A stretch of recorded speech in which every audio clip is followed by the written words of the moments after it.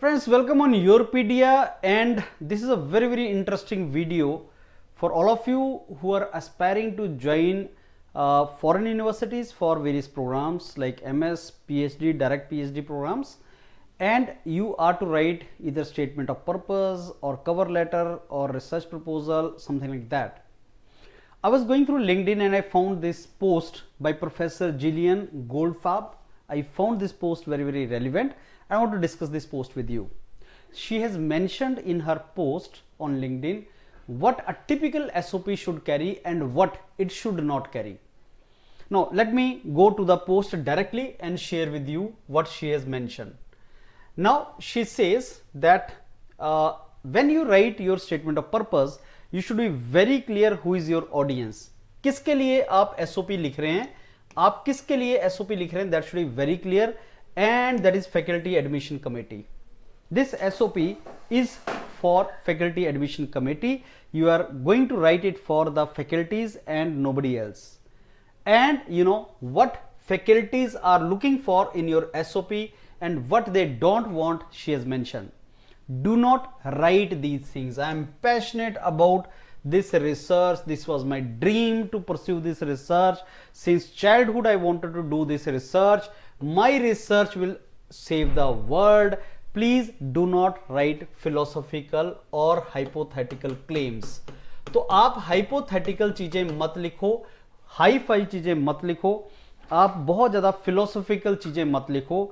Do not try to impress them with your born talent to pursue research in particular thing. Don't do that. You are a scientist and you should mention about your expertise, and then you should talk about how good are you in your field, because all these faculty members, they know their fields. So basically they know far more than what you know. So you cannot tell them all these hypothetical things. You need to tell straight, and what you need to tell, what your typical SOP should be. Please read this, very important things for you. You need to, certain things should be reflected from your statement of purpose. What that should be reflected is that you are ready to do PhD or MS or direct PhD, and you have prior experience, prior research experience. So as I always say that you need to be very clear in a very simplified terms. Do not use high-fi vocabulary words. It is not the test of vocabulary. Write in very straight and clear terms in which area you want to do research. Number two, that is your interest. Number two, do you have past background in this particular field? I want to do research in additive manufacturing, but have you studied some subject related to that? Have you done additive manufacturing? Have you applied this particular field of knowledge somewhere? Your background. So your prior experience, and how you want to pursue, that is what they want to check. Your research interest should match with the program where you are applying. You are applying with some professor. Are you sure that the professor, the research group of the professor, whatever he is doing and what you want to do, उसमें alignment है? And do you have prior experience for that? Whether you can communicate clearly and effectively. Write small sentences, no high-fi vocabulary words, simple उसका meaning होना चाहिए, coordination should be there, flow should be there. Whatever you want to tell, that should be visible there, उसका reflect होना चाहिए. Confusion in expression should not be there. You should have an idea what is going on in the field. वो कहाँ से पता लगता है? Research papers. I mean, if you want to work under some professor because that professor is working in that field, are you aware what research paper he is publishing in that field? Are you aware that he is publishing this paper? Have you gone through that paper or not? Do not claim anything which you have not done.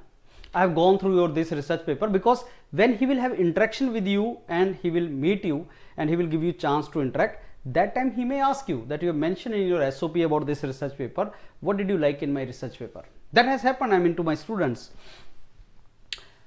You should understand that PhD is all about creating a new knowledge in the field, and you can tell the gaps in existing knowledge.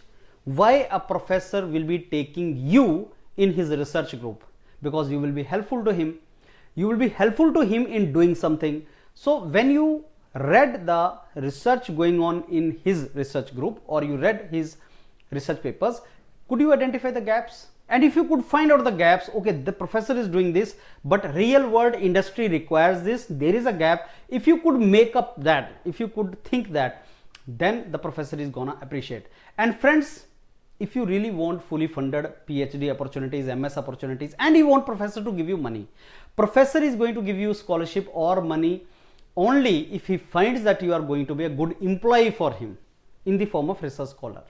And that you need to convince him that I am useful to you. You have to sell yourself to him. You have to tell that yes, I am useful to you because this is what you are doing and I can be helpful to you in this. This is very, very important, and this is what you should do. Then be clear about your interest, your research interest. The first thing when we start, whenever some student approaches me that sir, I want to go abroad for direct PhD or something, I ask him what is your research interest. And believe me friends, 60-70% students are not even aware what is their research interest. You should be very, very clear about that. And you should also see that your research interest aligns with the program and advisor's interest. Program is in which field, in which program you are going to pursue your master's or PhD. So your interest should match with what is being offered and also with the professor. So sometime you need to rewrite some parts of the SOP. Suppose you are applying in couple of universities and couple of programs, then your SOP is to be changed accordingly. So for different professor also you need to change your SOP little bit. So you have to basically make it very meticulously. Clear, direct language that you know what you want to say, and it is very clear. Don't make it thesaurus. You know what is thesaurus? Don't make it vocabulary competition. It is not there. Be concise. Every word counts. When you see your SOP, ask yourself, is there anything which is unnecessary I should not have written? And if you find that yes, there is something which is unnecessary, this was not required, remove it. It is not, you are not to make a bulky document. It is not that more the number of lines, more is the probability of your selection. No, it is what you want to say should go straight to the professor, right? Don't tell as a story or something. You need to craft a story in such a way that okay, you mean to write what you are writing, you mean to tell that, you mean to say that, and that is the meaning. You can organize the things, synthesize the ideas, and you can basically reflect what you want to say. So organizing what you want to write, synthesizing the idea, it should flow like a story. It should not be like you are making a story, but it should flow like a story. Do not keep on listing this, I have done this project, this project, this project, this project, this was my internship. Don't make a list. Professor is not going to get impressed with how many tools you used, this project, that project. No, it should look like following a story and explaining that why you are interested in PhD, how this research group which you are gonna join will be helpful to you, and all these things you have to say. Give faculty member an idea why they need you in their team, because you will be helpful, right? What is unique about you? Not as a personality, I am a hard worker, I am disciplined, I am this, not that. Unique about you as academician, as a researcher. So what skills you are bringing on table so that it will be helpful for the research group. The professor is going to take you in his team only if you are a valuable member, and you need to reflect that. What does admission committee not need in your SOP? That is even more important. So these all red are which should not be there in your SOP. Your entire life story you start writing, that since childhood you used to tinker with the physics, you tinker with your tools, devices, and from there you realized you can be a great computer engineer. No, don't write stories. Don't write 5-year-old how you used to love the science. Don't write anything for which you cannot give proof. Don't say you are ready. Show them example. Show them through example. Don't write generic statements. So if I get the opportunity, I will be proving myself to be an asset, I will be doing this, I will be doing that. Don't write this. Say this is what I've done, this is what the evidence is, something like that. Journal statements should not be given about the field you want to enter.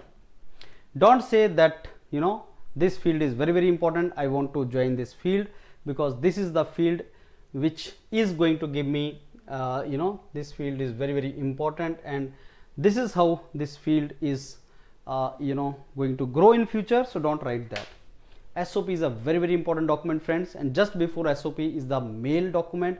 You need to mail professor, and the mail is a small miniature or replica of SOP. If you can mail nicely to the professor, you can also make a very good SOP. Then you apply for US, the mail can be little lengthy, no need to attach SOP with the mail, but CV can be attached, transcripts can be attached. When you mail professor in Europe, then mail should be very, very precise, they don't read detail. You can attach something, I mean document with that, and this is how the difference is when you mail different professors. So take care of these points which are related to SOP, and I'm very sure that will be helpful for you to write a very good SOP for you. Thank you.